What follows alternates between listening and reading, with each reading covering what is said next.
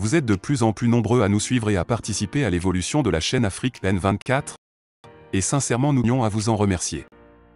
Nous lisons tous vos commentaires qui enrichissent le débat et vraiment nous vous demandons de nous soutenir, en vous abonnant et en aimant les vidéos pour une large diffusion, et pour continuer à avoir une ligne éditoriale indépendante, et vous proposer de nouvelles émissions toujours de plus en plus enrichissantes.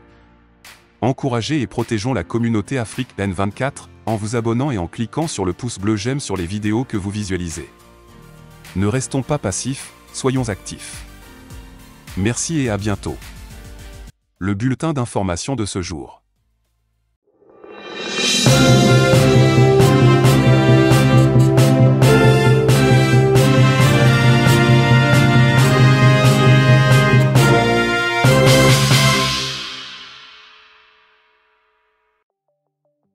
Togo. Les bruits, silencieux, de la Grande Muette.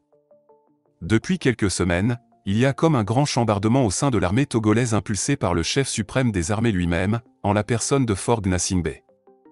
Limogeage, annonce de départ à la retraite d'officiers, arrestation de hauts gradés font l'actualité bruyante de la Grande Muette togolaise. Les événements qui ont cours actuellement au sein de l'armée togolaise apparaissent comme un énorme remaniement au niveau de sa haute hiérarchie et sa structuration. Le 22 décembre dernier, Faure Gnassingbé démettait de ses fonctions la ministre des Armées, Madame Marguerite Essosimna Gnakadé, en rattachant ce ministère sensible à la présidence comme ce fut le cas de 2007 à 2020. Un autre décret présidentiel pris le même jour relevait le général Dadja Maganawe de son poste de chef d'état-major des armées après 2 ans au dit poste. Celui-ci est remplacé par le colonel Tassounti Djato. Les promotions au sein des forces armées togolaises se poursuivent. Fort à peine a-t-il changé de chef d'état-major de l'armée de terre, qu'il vient de le changer en catastrophe. Selon les informations, l'armée de terre togolaise a un nouveau chef d'état-major en la personne du colonel Manzama Esso Kilimou. Précédemment commandant de l'école de formation des officiers des forces armées togolaises, EFOFA, 6 à Pia dans la préfecture de la Kosa, il remplace à ce poste, le général Kolemaga Kassawa. L'armée de terre est l'une des composantes des forces armées togolaises. Comme les autres composantes, la marine nationale, l'armée de l'air et la gendarmerie nationale et les services de soutien interarmés, elle est placée sous la responsabilité d'un chef d'état-major. Auparavant, certaines têtes bien connues des corps habillés ont été publiquement admises à la retraite avec des annonces aux allures de remerciements pour services rendus. En revanche, un autre homme fort de l'armée togolaise semble connaître un sort totalement opposé à une retraite dorée. Il s'agit du général Félix Abalo Kadanga qui, selon plusieurs sources médiatiques, serait placé en garde à vue depuis le 12 janvier dernier. Alors que les raisons de cette arrestation ne sont pas encore connues, Faure Gnassingbé, de nouveau ministre des Armées, fait monter en grade plus de 300 officiers des forces armées togolaises à travers un arrêté d'avancement signé le 13 janvier 2023, soit le lendemain de l'arrestation de l'ex-homme fort général Félix Abalo Kadanga. Au regard de tous ces événements, le moins qu'on puisse dire est que la Grande Muette est très loquace ces derniers temps. Togo. Sylvanus Olympio. Le modèle togolais. Le Togo a un modèle. Le Togo possède véritablement un modèle qu'incarne toujours le caractère républicain associé à la personnalité de Sylvanus Olympio, 6 septembre 1902 – 13 janvier 1963. Sylvanus Olympio a su concrétiser une éthique de la République et un idéal de gouvernance qui se sont constamment raffermis, rajeunis et revitalisés au fil des décennies, au point de constituer la vision nourricière d'un patriotisme ininterrompu qui relève indubitablement du patrimoine togolais. Sylvanus Olympio, c'est à la fois l'héritage et l'avenir du Togo. Effectivement, le Togo a un solide modèle politique à sa disposition. Sylvanus Epifanio Kwame Olympio. 1902-1963. Nous avons choisi d'être neutres dans toutes les questions relatives aux 2 blocs du monde. Cette politique a des implications qui vont au-delà des différences Est-Ouest. D'abord, elle signifie clairement que dans les relations avec les anciennes puissances coloniales, le Togo négociera en tant que nation souveraine et indépendante, que les liens du passé ne devront pas être interprétés comme des liens pour le présent ou pour l'avenir et que le choix des préférences sera effectué par des représentants togolais sur la base des accords qui seront les plus favorables au développement de nos peuples. Ensuite, cette politique exprime notre désir de rester à l'écart de tous les groupes qui semblent être créés pour perpétuer les divisions raciales, linguistiques ou idéologiques. Du premier président de la République togolaise, 1960 à 1963, il ressort une somme d'atouts et d'attraits qui consolident la place indestructible qui est la sienne dans l'histoire tangible et dans l'imaginaire palpable de ses concitoyens. Simplement dit, Sylvanus Olympio incarnait une vision, une proactivité et une détermination qu'il a su traduire, convertir et propager au Togo comme à l'extérieur de ses frontières, particulièrement comme un modèle de compétence, un modèle de transparence et un modèle de clairvoyance. 60 ans après la disparition brutale et traumatisante du père de l'indépendance et concepteur de la nation togolaise, 60 années après le drame non élucidé du 13 janvier 1963, le meilleur hommage que nous, Togolaises et Togolais, pouvons rendre à Sylvanus Epifanio Kwame Olympio, digne et fier Togolais, né à Kpando au Ghana actuel, inhumé à Agoué au Bénin actuel, cet hommage retentissant est de l'extraire de la banalité et du sens commun. Sortir Sylvanus Olympio de la banalité, c'est le décoder pour le restituer, pleinement et naturellement, dans sa contribution fondamentale à l'œuvre de positionner le Togo sur un chemin hautement ambitieux, une voie audacieuse et prometteuse qu'il a su ouvrir en éclaireur et en leader enthousiaste, auréolé d'un panafricanisme réaliste et coopératif, mobiliser les peuples autour d'objectifs tangibles de développement, les amenant ainsi à se faire les bâtisseurs de leur propre avenir, disait Sylvanus Olympio lui-même. Une vision ?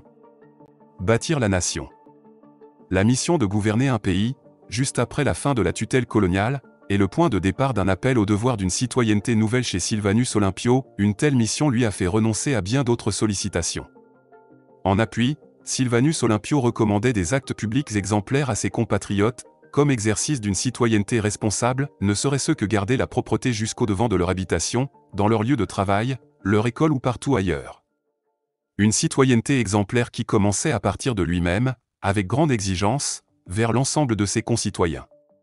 Le sens combiné du devoir et du sacrifice national, celui de l'honneur et de la fierté également, tout cela transparaissait assidûment dans les actes de Sylvanus Olympio.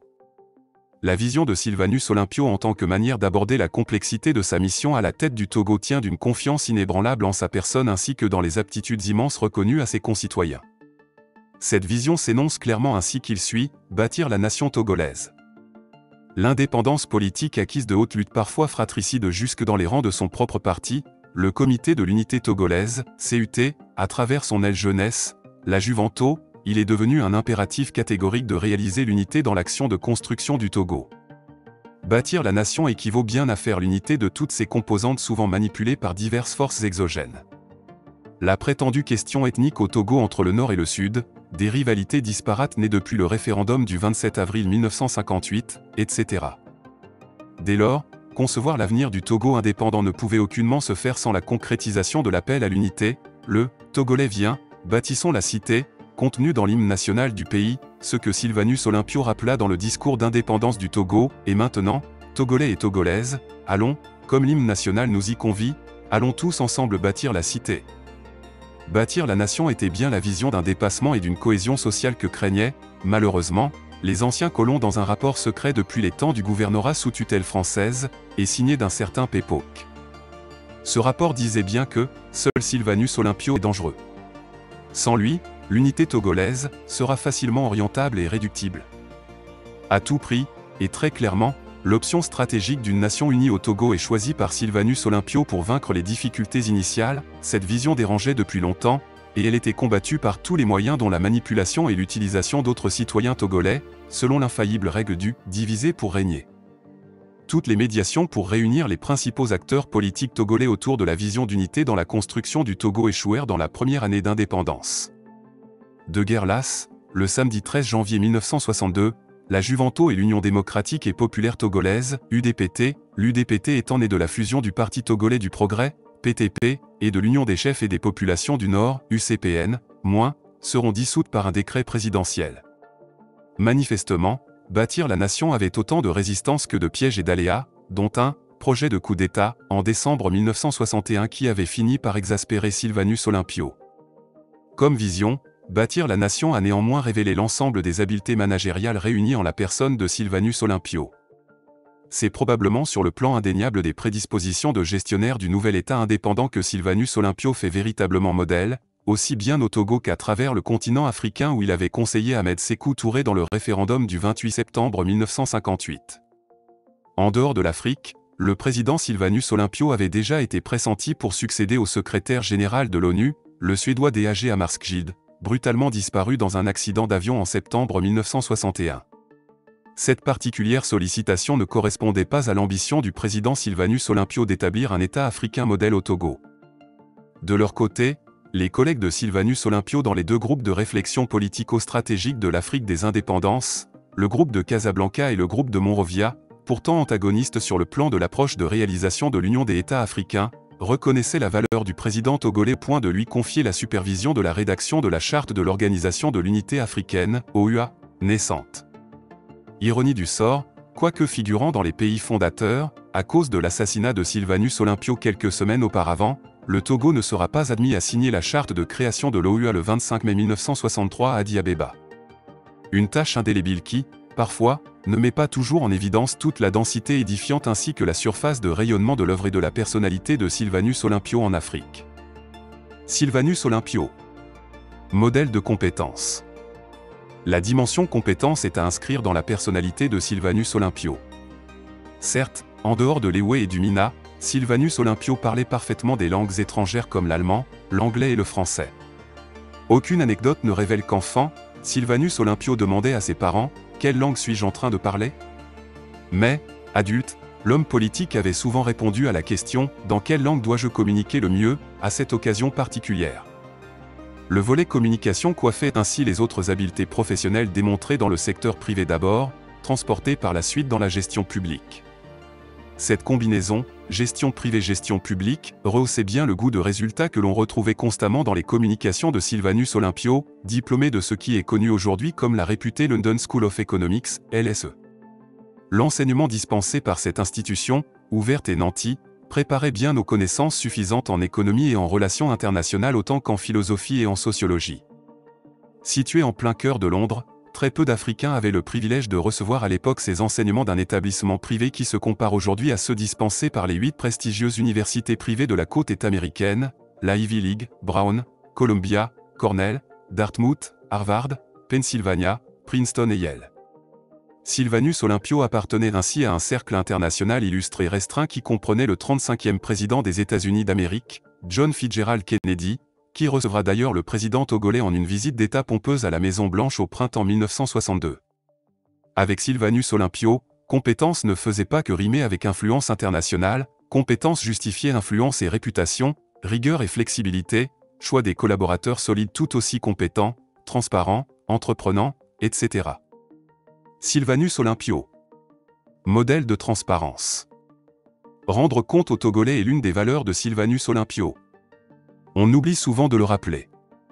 De retour de ses visites officielles, que ce soit des États-Unis d'Amérique, de l'Allemagne, du Libéria, de la Guinée ou autre, Sylvanus Olympio se fait toujours un point d'honneur à rendre compte des résultats de son séjour. Il est de notoriété publique que les déboursés de devises reçues du Trésor public, pour les voyages officiels présidentiels, y sont retournés pour ce qui est de la partie non dépensée. Comment pouvait-il en être autrement avec un ministre des Finances rigoureux et orthodoxe comme son voisin de la rue Vauban à Lomé, le quasi-austère et non moins brillant et prospère docteur Hospice Dominique Coco, 1902 à 1995, major de la première promotion de l'école africaine de médecine et de pharmacie de Dakar. C'est un fait que tous les États modernes pratiquent la reddition de comptes, rendre compte aux administrés et aux citoyens, aussi régulièrement que possible et en faire une obligation institutionnelle. Sous Sylvanus Olympio, il y a plus de 60 années, mensuellement, les Togolaises et les Togolais savaient les nouvelles réalisations ainsi que les étapes des programmes gouvernementaux qui méritaient d'être connus, écoles, dispensaires, organisations décentralisées, décisions importantes et leurs justifications, routes, etc. L'année 1961 était marquée par une assiduité quasi maladive à rendre compte au peuple togolais, des moindres visites officielles jusque sur la crise du Togo britannique avec le Ghana, la politique du non-alignement, celle des femmes togolaises ou de l'établissement d'une fonction publique compétente ainsi que l'africanisation des cadres qui relevaient de lui-même, tout passait dans les comptes rendus. La situation économique réelle du Togo n'échappait pas à cette boulimie de transparence chez Sylvanus Olympio. Ce qui n'existe pratiquement plus, au Togo, après l'ère Sylvanus Olympio. Pour la petite histoire. Bien souvent et pendant longtemps, c'était d'ailleurs en toute simplicité, à vélo et sans escorte, que Sylvanus Olympio se rendait du 1 rue Vauban, à Lomé, sa résidence, vers son ministre des Finances, 1961 à 1963, et ministre du Commerce et de l'Industrie, du Plan et du Développement, 1958 à 1961, en plus d'être depuis longtemps son médecin de famille, à l'autre extrémité de la rue Vauban chez l'un de ses plus fidèles amis, Dr Hospice Coco. Avec Sylvanus Olympio, Hospice Coco concevra d'ailleurs la création et la mise en service de la monnaie nationale togolaise en remplacement du franc CFA. L'histoire de la monnaie togolaise est aussi une preuve palpable de la transparence légendaire et très caractéristique de la gestion Sylvanus Olympio. En toute transparence, le 6 septembre 1962, Hospice Coco, ministre des Finances et des Affaires économiques du gouvernement de Sylvanus Olympio, avait d'ailleurs rencontré son vis-à-vis français, Valéry Giscard d'Estaing, secrétaire d'État aux Finances et partisan de l'Algérie française. Cette rencontre était intervenue après des échanges administratifs relativement difficiles entre les collaborateurs des deux ministres.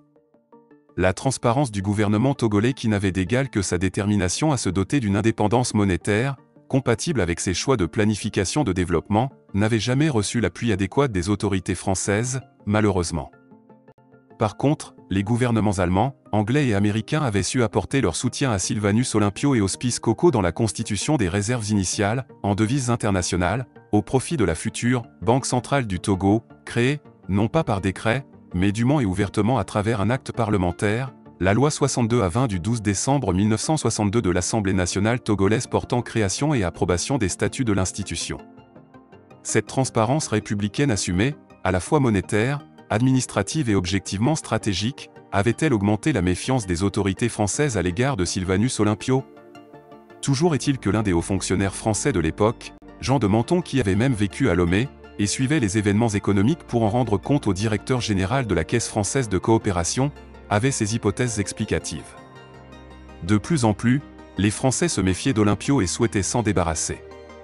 Non parce qu'il était devenu un autocrate, ce qui n'avait rien d'original, mais parce qu'il était toujours considéré à Paris comme un anti-français.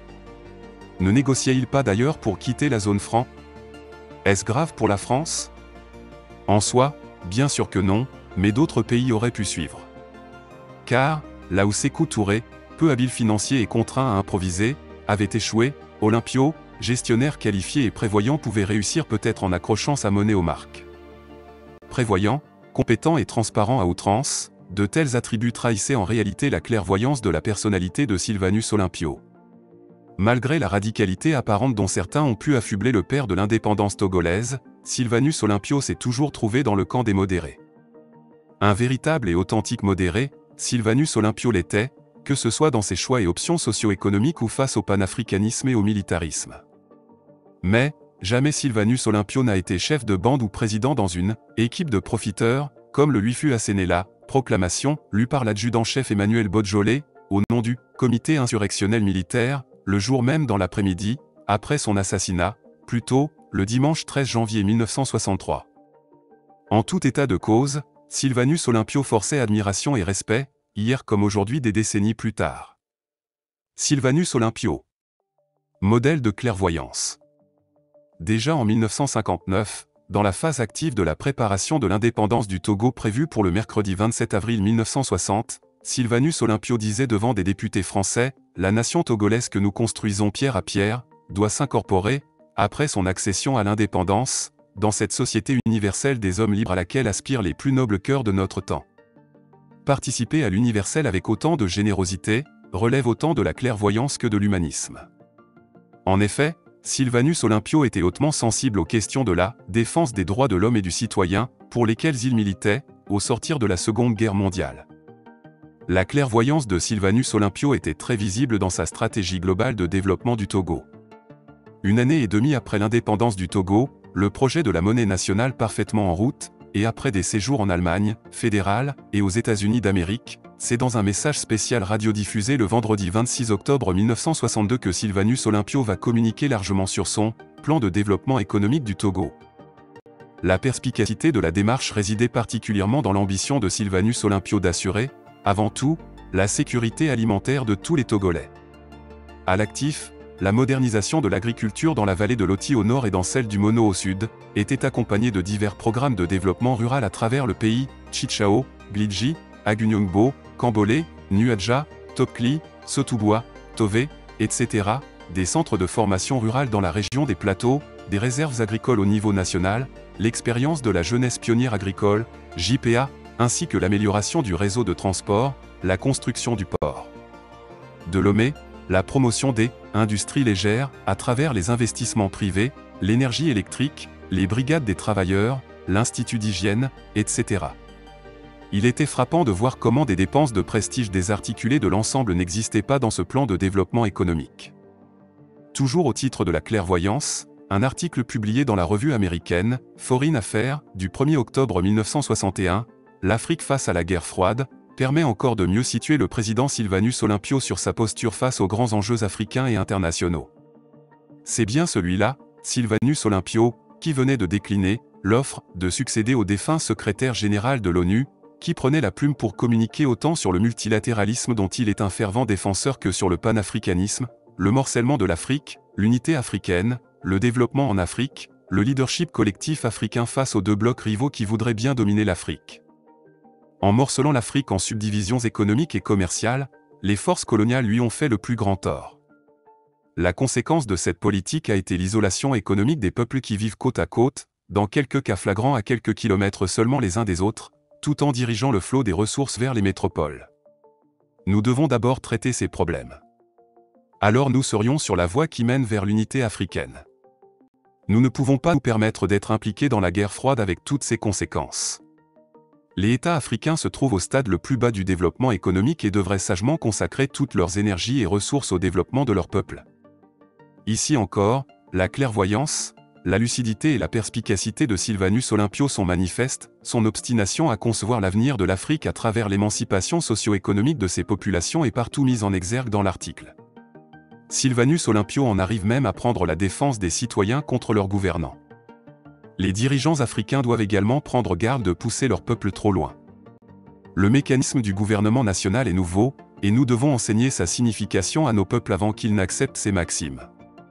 Les dirigeants qui proposent de financer leurs projets par des taxes lourdes doivent d'abord savoir si leurs peuples sont déjà prêts à les accepter, et si, à ce stade, il n'est pas plus raisonnable de réaliser des programmes préliminaires d'éducation avec une amélioration modérée du niveau de vie que d'envisager de vastes programmes de grands travaux.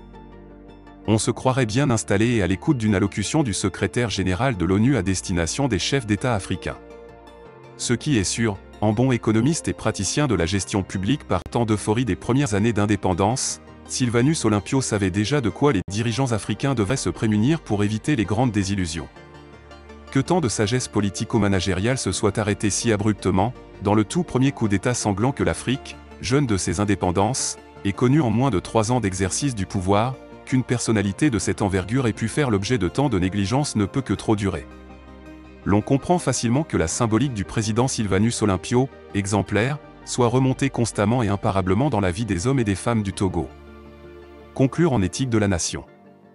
Modèle de compétence, de transparence et de clairvoyance, Sylvanus Olympio incarne indubitablement une éthique de la nation, celle qui gère la République pour la mettre au service des citoyens, et de la manière la plus exemplaire qui soit. En somme, Sylvanus Olympio demeure un modèle de pure fierté, une personnalité simple et intègre, un artisan rigoureux et persévérant d'une indépendance véritable, un exemple de générosité et de grandeur aucunement altéré par le temps et certaines morsures humaines inévitables, la conjonction entre une personnalité fiable, méthodique, efficace et une vision audacieuse génératrice d'une gestion saine du Togo. Inhumé dans une relative précipitation, le 3e jour après son assassinat et la découverte de son corps aux portes de l'ambassade des États-Unis d'Amérique sur la rue Caventou à Lomé, l'épitaphe de Sylvanus Olympio aurait pu être celle qui a accompagné son ami et ancien médecin personnel. Il nous laisse l'exemple d'une vie sans compromission, une vie de fidélité à un idéal, une vie sans d'autre ambition que celle de servir dans la simplicité et la générosité. À moins que certains ne préfèrent l'épitaphe de Christopher Wren à la cathédrale Saint-Paul de Londres, dans la ville où Sylvanus Olympio avait effectué sa formation supérieure pratique, lector, si monumentum requiri, ce qui signifie, si vous cherchez son monument, regardez autour de vous. Pour priser l'œuvre patrimoniale monumentale de Sylvanus Olympio, premier président du Togo indépendant, tous, regardons autour de nous. Son héritage se retrouve aussi bien dans l'invisible que dans le visible du Togo, tel que ce pays se présente aux regards et aux appréciations des Togolaises et des Togolais eux-mêmes. Au symposium Sylvanus Olympio déjà, à Duisbourg en 2019, en dehors de toute émotivité, il s'était révélé que tant de compétences, tant de transparence et tant de clairvoyance ne pouvaient que faire persistant modèle chez les citoyens du Togo, de génération en génération. Sylvanus Olympio reste un impérissable modèle togolais, une éternelle inspiration. Avec la même sérénité, quelques années plus tard, bien en dehors de toute excitation, les 60 ans de la disparition brutale de Sylvanus Olympio éveillent et instruisent encore, bien en dehors de toute polémique.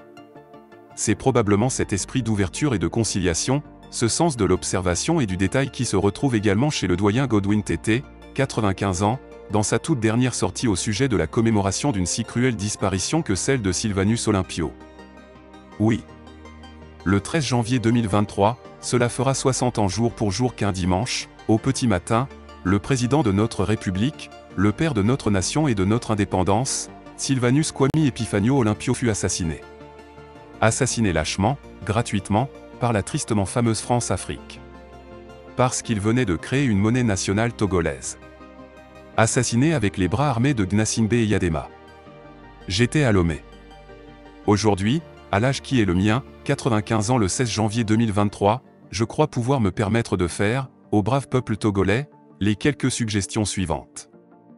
Primo, que cet anniversaire soit une inestimable occasion pour nous de refonder un collectif de combat politique basé sur une plateforme minimale acceptée, signée, respectable et respectée par toutes les parties prenantes.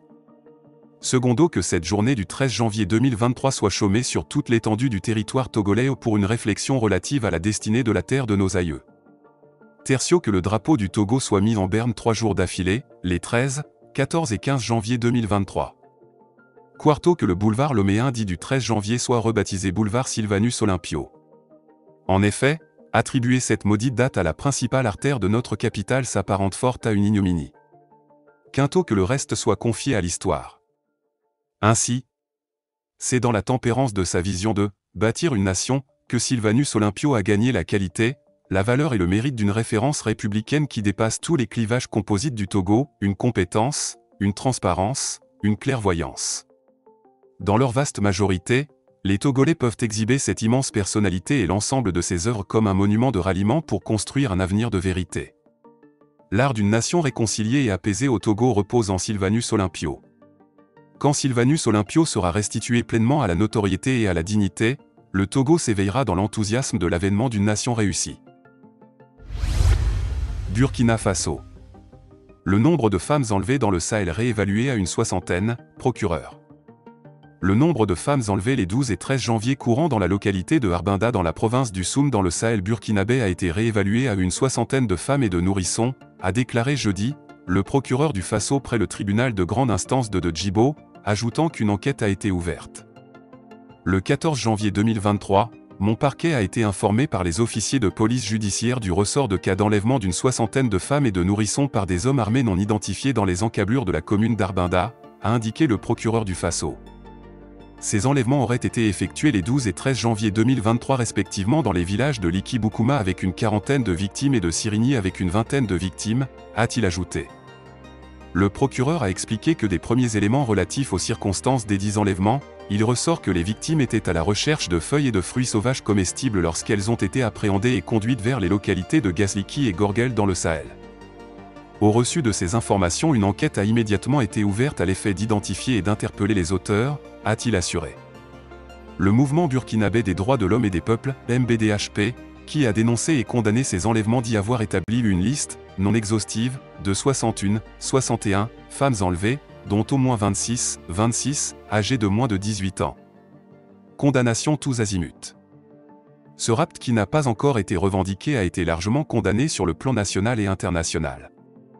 Le haut-commissaire des Nations Unies aux droits de l'homme, Volker Turk, a exprimé lundi son inquiétude suite à l'enlèvement de ces femmes et appelé à leur libération immédiate. Mercredi, le président de la Commission de l'Union africaine, Moussa Faki Mahamat, s'est dit préoccupé par le fait que les groupes armés prennent pour cible les femmes et les filles dans le cadre de leur stratégie visant à terroriser les communautés. Des pays comme la France, les États-Unis et le Canada ont également appelé à la libération de ces femmes enlevées, dont on est sans nouvelles depuis une semaine, malgré les recherches engagées par les forces de défense et de sécurité et les supplétifs de l'armée. La situation sécuritaire est marquée par des attaques terroristes depuis 2015 dans plusieurs régions du Burkina Faso. Ces attaques ont fait de nombreuses victimes et des milliers de déplacés internes, alors que plus de 40% du territoire échappe au contrôle de l'État, selon des chiffres officiels. Selon le ministère en charge de l'éducation, 679 structures éducatives ont été fermées à cause de l'insécurité affectant 1 076 155 élèves, selon les chiffres disponibles à la date du 31 décembre 2022. En plus des multiples actions de réorganisation de l'armée, les autorités burkinabées ont lancé, le 24 octobre dernier, le recrutement de 50 000 combattants volontaires pour la défense de la patrie, VDP, les supplétifs de l'armée, pour soutenir la reprise de contrôle du territoire national. Afrique. La croissance économique dépassera les prévisions mondiales en 2023 à 2024, BAD.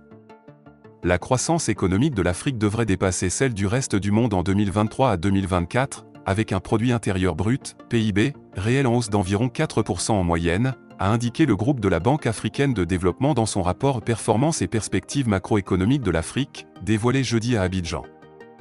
Les 5 économies africaines les plus performantes de la période pré-Covid-19 devraient connaître une croissance de plus de 5,5% en moyenne en 2023 à 2024 et retrouver leur place parmi les 10 économies les plus dynamiques du monde.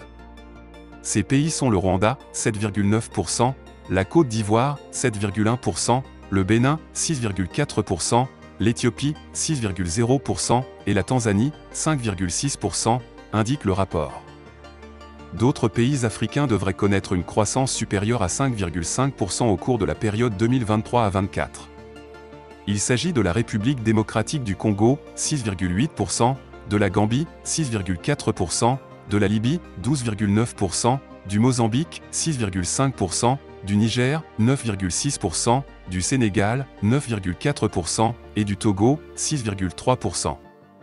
Toutefois, le texte émet une réserve sur les perspectives, compte tenu des risques mondiaux et régionaux actuels. Ceux-ci comprennent la flambée des prix des denrées alimentaires et de l'énergie, le durcissement des conditions financières mondiales et l'augmentation connexe des coûts du service de la dette intérieure. Les changements climatiques avec leurs effets néfastes sur l'approvisionnement en denrées alimentaires et le risque potentiel d'un changement de politique dans les pays où se tiendront des élections en 2023 représentent des menaces tout aussi redoutables. Pour aider les économies africaines à atténuer les risques cumulés, le rapport préconise l'adoption de mesures fortes pour faire face à ces risques. Celles-ci comprennent entre autres, un resserrement rapide et agressif de la politique monétaire dans les pays à forte inflation, et un resserrement modéré dans les pays où les pressions inflationnistes sont faibles. La prise de mesures décisives pour réduire les déficits budgétaires structurels et l'accumulation de la dette publique dans les pays confrontés à un risque élevé de surendettement ou déjà en situation de surendettement. Le président du groupe de la Banque africaine de développement, Akinwumi Adesina, a assuré que les perspectives pour 2023 à 2024 devraient être stables, dans son allocution prononcée lors du lancement. Nial Kaba, ministre ivoirienne de la Planification et du Développement, s'est réjoui de ce que ces informations fiables faciliteront la prise de décision et la gestion des risques pour les investisseurs potentiels en Afrique.